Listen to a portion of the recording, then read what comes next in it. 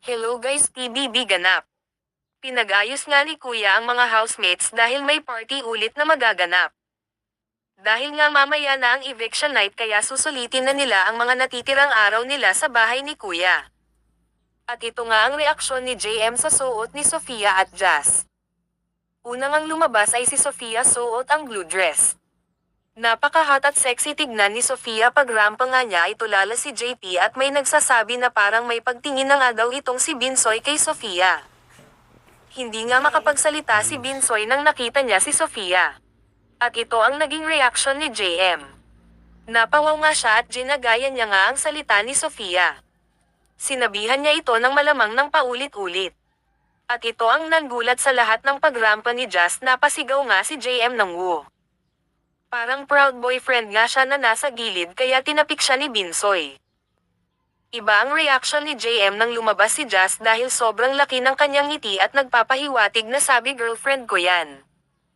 Dingga siya nakatingin ng straight dahil parang nasisilawan siya sa ganda ni Jazz. Alam naman natin na sanay na sarampahan si Jazz dahil sumasali nga ito sa beauty pageant.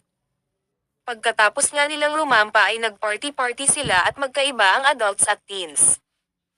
Itong si JM nga ay niyakap ng mahigpit si Jazz na tila ba ayaw na nitong pakawalan.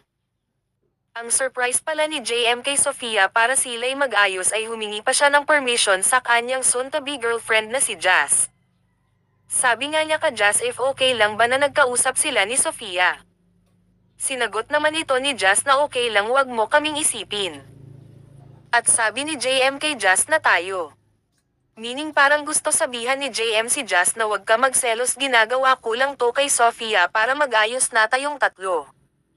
Yan nga nang nagkita si JM at Sofia laki ng kanyang ngiti at napasabi itong si Sofia kay Kuya na kinikilig siya. Dahil sino ba namang best friend ang i-surprise ka ng ganon? Kaya ganon na lang kakilig ang mga netizen. Yan nga ang kaganapan kagabi. Kung gusto nyong maging updated sa PBB News, like at mag-subscribe para lagi updated. Ulit ka